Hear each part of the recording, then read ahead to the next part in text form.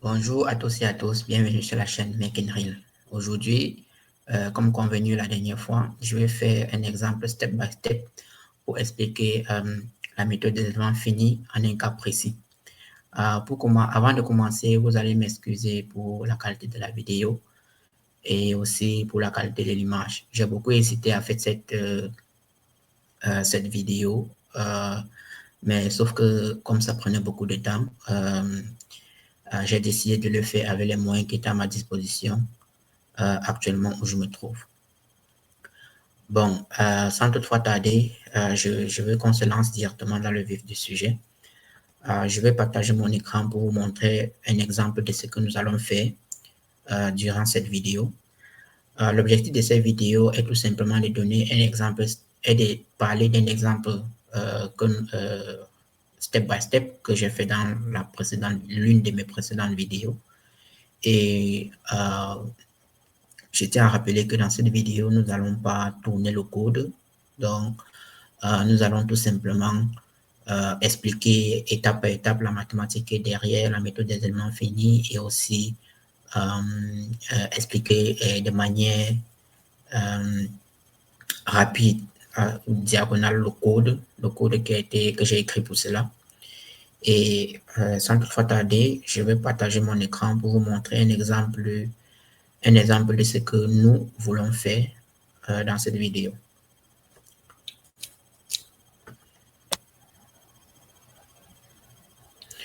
En effet, l'objectif de la vidéo est tout simplement de reproduire cette simulation que vous voyez ici.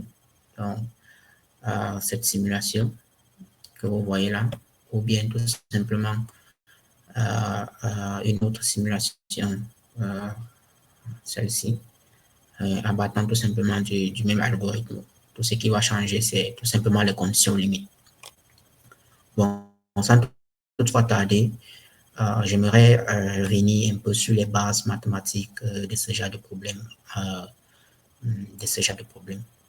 En réalité, nous sommes dans un cadre d'élasticité linéaire.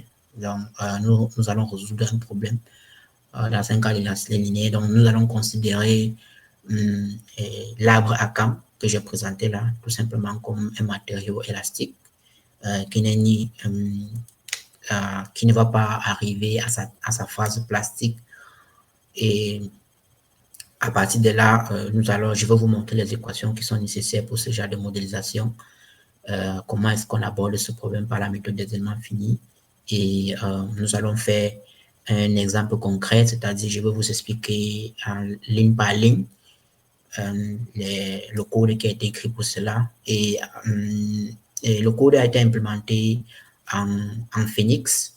Donc, et malheureusement, la machine avec laquelle je suis en train de faire cette vidéo ne me permet pas de tourner l'algorithme devant vous. Mais c'est un algorithme qui fonctionne et si quelqu'un veut l'essayer, cette personne a quand même écrit en commentaire et j'enverrai l'algorithme.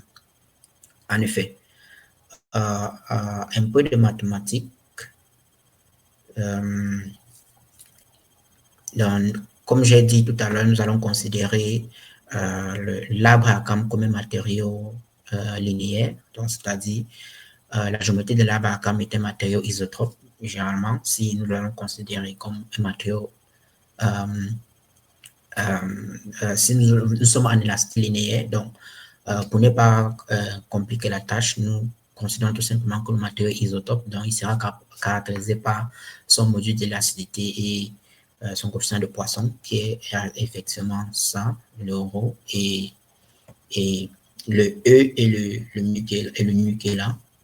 Et le champ recherché est tout simplement, nous avons les champs de déformation, les champs de déplacement et les champs de contrainte. En réalité, c'est tout cela qui forme le problème de la mécanique des milieux continus. En effet, en élasticité linéaire, dans les coefficients généralement utilisés dans la contrainte de déformation que vous observez ici, c'est comme ça que la contrainte de déformation va s'écrire, c'est-à-dire le tenseur de contrainte de Cauchy qui va s'écrire de cette façon où nous avons ici c'est la déformation et là c'est la matrice identité. Donc là, voici comment la déformation se calcule, c'est-à-dire sur le gradient du déplacement plus la transposée du gradient multiplié par 1,5. Et ainsi, voici comment s'écrit donc le tenseur de déformation. Et les quotients de la main qui sont généralement nécessaires pour la mécanique de ce type de matériaux pour les matériaux isotropes et élastiques nous avons le coefficient lambda et le coefficient mu qui sont calculés par ces formules suivant que nous sommes en anglais, c'est plane strain ou plane stress. Donc, je ne connais pas exactement l'expression en français. Bon, et derrière tout ça, l'équation que nous résolvons est tout simplement l'équation d'équilibre de la mécanique des milieux continus, c'est-à-dire la divergence du gradient, la divergence du tenseur de contrainte est égale à une somme des forces de volume. Donc, ça peut être des forces extérieures. Mais dans ce travail, nous allons considérer ces forces-là comme des forces, une force nulle, tout simplement. À côté de cela, nous pouvons avoir les conditions limites qui peuvent s'ajouter. Nous avons peut-être les conditions de déplacement qui fixent une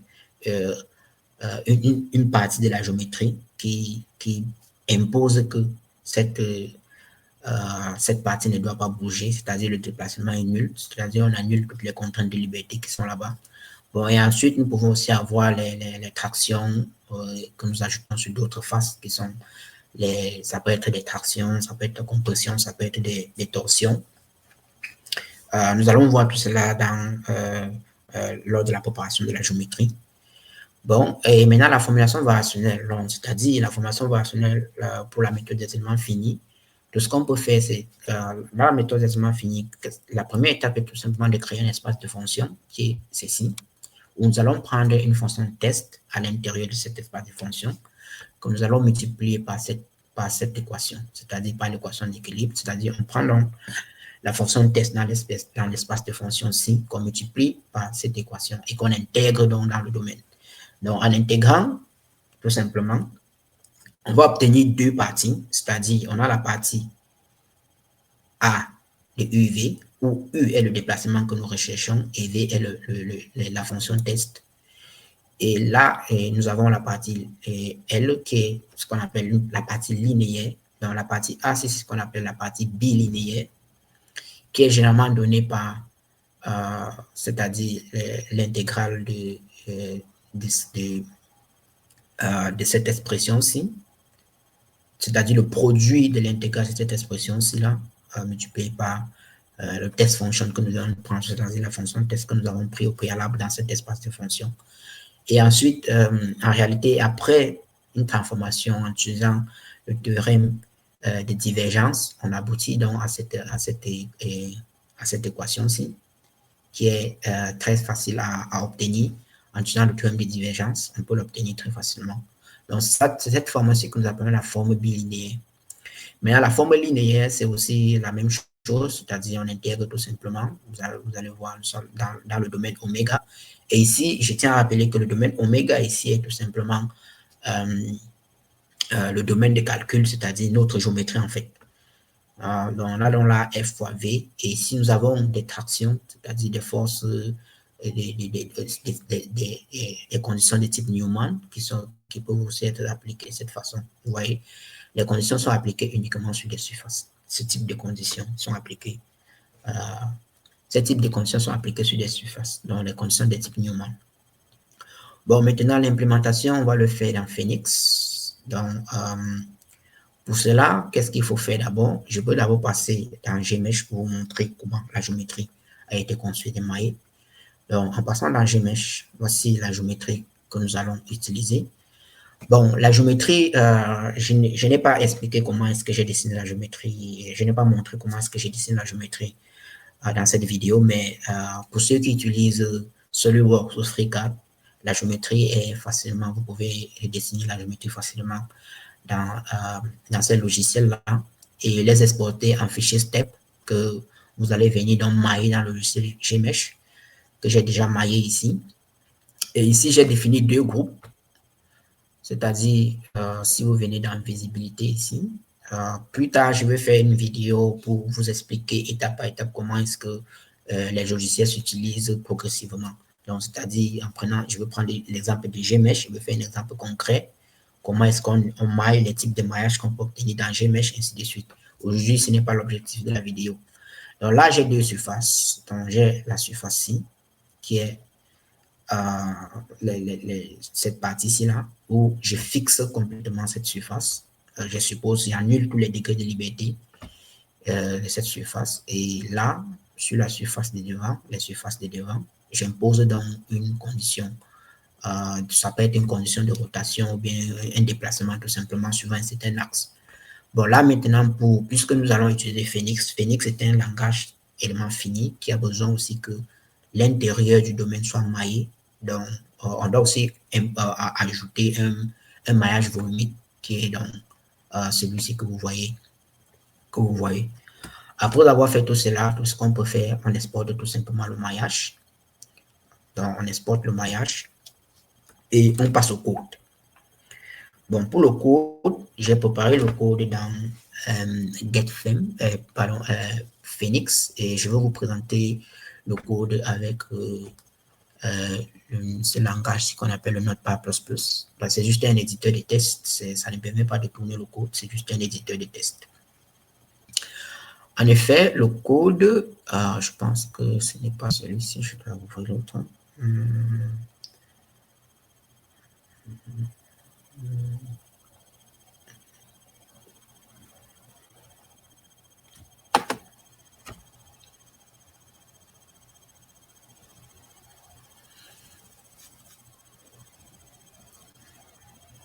OK. Bon. Bon. Le code est celui-ci que vous pouvez observer ici. Donc, c'est-à-dire, dans un premier temps, on importe Phoenix, tout simplement. Ou bien on peut aussi importer Dolphin. On peut aussi écrire from Dolphin import. From Dolphin import. Bon, avec la version de Phoenix Legacy, ces deux lignes de commande se valent, que ce soit from Phoenix import ou from Dolphin import.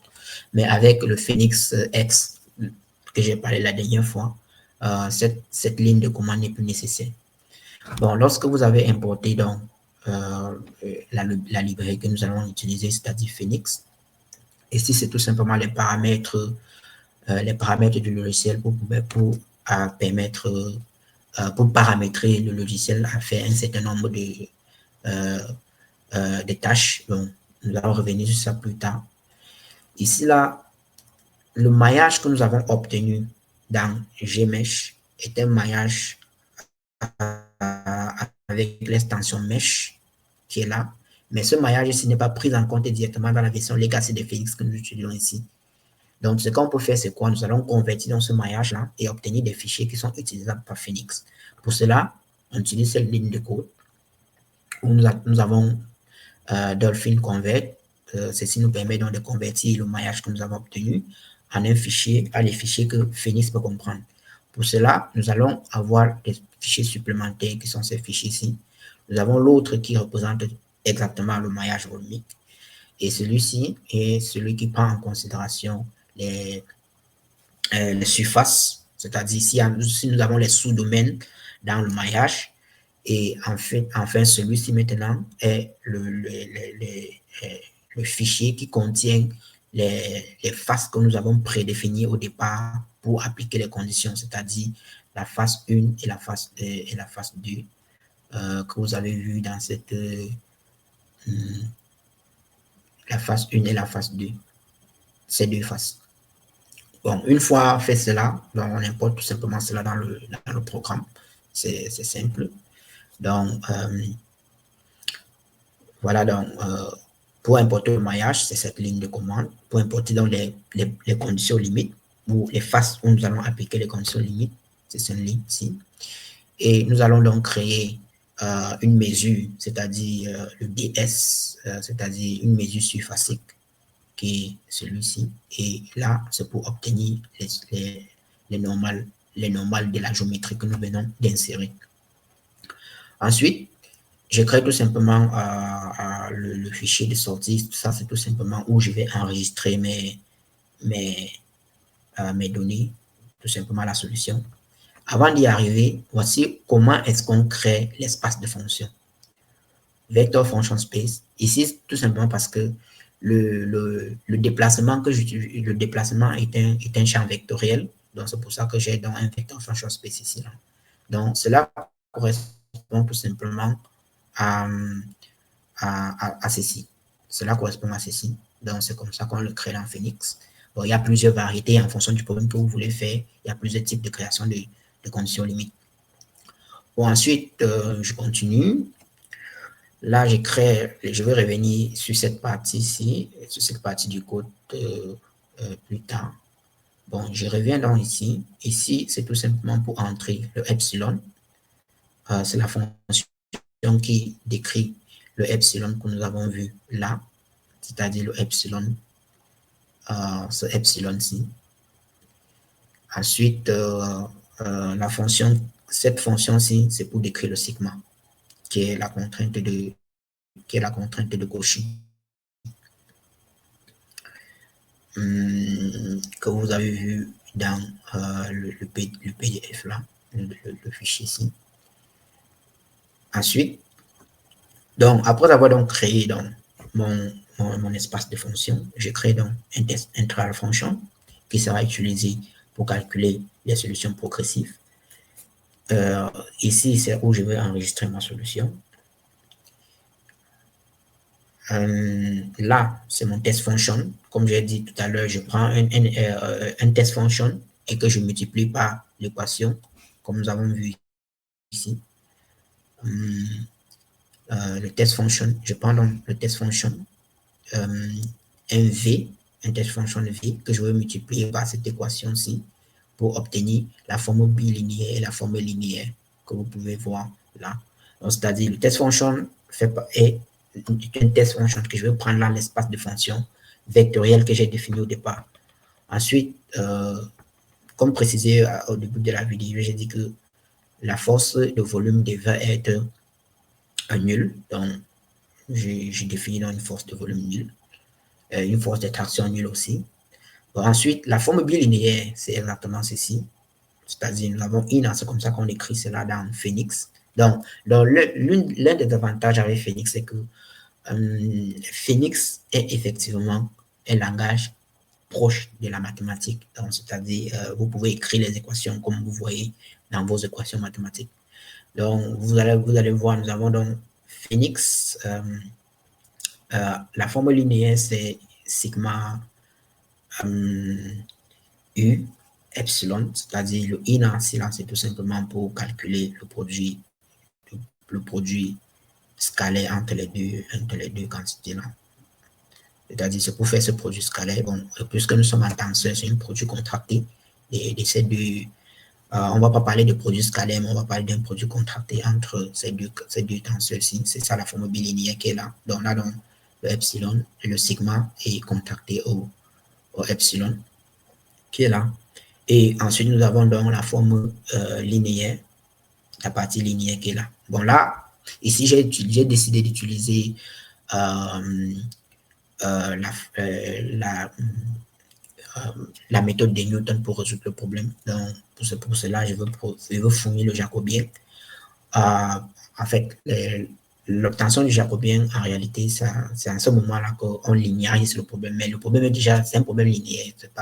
C'est pas non linéaire. C'est juste que j'ai ajouté cette ligne pour vous montrer que pour linéariser le problème, pour linéariser un problème dans Phoenix, ce n'est pas très compliqué. Phoenix propose une commande pour cela qui est dérivative-ci. Donc, on linéarise dans le problème autour de cette variable d'incrément. Et c'est en fait cette variable-là que nous allons rechercher pour le solveur de Newton. En fait, je ne veux pas trop expliquer la résolution de Newton ici, mais nous allons peut-être voir ça plus tard dans d'autres vidéos. Bon, maintenant, revenons donc ici en haut pour les conditions limites. Dans les conditions limites, j'ai précisé que nous devons avoir une partie fixe, c'est-à-dire j'ai imposé donc la partie qui était la surface 1 que nous avons définie dans la géométrie ici, la surface 1 là-bas. J'ai donc imposé qu'elle sera fixe. Donc, voilà comment on impose cela. Et la deuxième partie, c'est-à-dire la surface 2, qui est toujours définie là, j'ai donc imposé qu'elle sera mobile en imposant donc ce load ici, que j'ai défini ici comme une expression, cette expression-ci. Et cette expression sera mise à jour au fur et à mesure que le code sera en train sera mise à jour au fur et à mesure que le code sera en train d'évoluer. Bon, maintenant, on définit donc toutes les conditions limites comme une liste, le type de clé comme une liste qui intègre toutes les conditions limites. Ça peut être, vous pouvez avoir même une 10 conditions, vous ajoutez tout simplement ça comme une liste. Phoenix saura comment repartir cela. Ensuite, après avoir terminé avec les conditions limites, je pense que le problème est terminé. Tout ce qu'on peut faire, c'est résoudre donc le problème. C'est-à-dire, on va donc dire la forme bilinéaire égale à 0, tout simplement.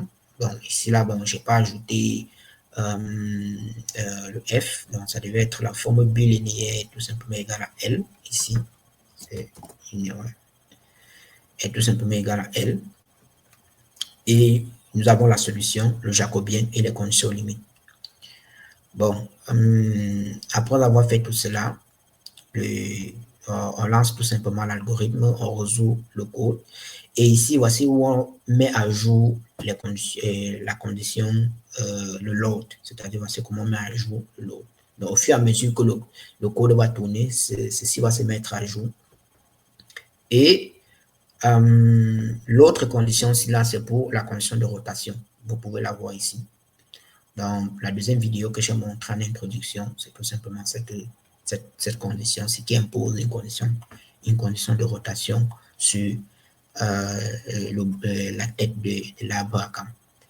Donc, en fait, vous allez vous rendre compte que le code n'est pas assez complexe. Donc, pour un problème très simple, le code est aussi simple. Ça, c'est juste un code générique que je vous ai montré pour vous expliquer un peu comment Phoenix peut fonctionner. Mais en fonction du problème, le code peut être bien plus lourd que cela. Le code peut être plus compliqué en fonction du problème que vous allez résoudre. Mais ici, là, c'est tout simplement un test très simple que je vous ai montré.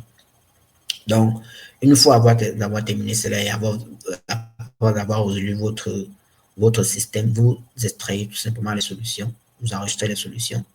Ici, j'enregistre les solutions en un format XDMF que vous pouvez voir ici. Après avoir résolu, ça part dans le fichier out. Donc, si vous regardez dans le code, j'ai donc dit qu'il va dans le dossier out et le fichier s'appelle paper. Donc, si on part dans le out et qu'on a le paper là, donc vous allez voir là comment le fichier s'écrit. Ce qui est intéressant avec ce fichier, c'est que avec ce type de fichier, c'est que nous pouvons écrire une multiplicité de solutions dans un seul fichier. On n'a pas besoin de plusieurs fichiers qui vont s'enregistrer au fur et à mesure. Donc, je suis parvenu à la fin de cette vidéo. Si vous avez aimé la vidéo et que vous avez des questions, n'hésitez pas à poser cela en commentaire. Et si vous voulez ou si vous êtes intéressé par le code, vous pouvez toujours écrire en commentaire. Je peux vous fournir toutes les outils nécessaires pour cela. Et en plus, très prochainement, je vais ouvrir un GitHub public où je vais aussi partager tous ces codes avec vous. Si vous avez aimé la vidéo, n'hésitez pas à partager, mettre un pouce bleu, liker et appuyer sur la prochaine notification. On se revoit très prochainement pour une prochaine vidéo.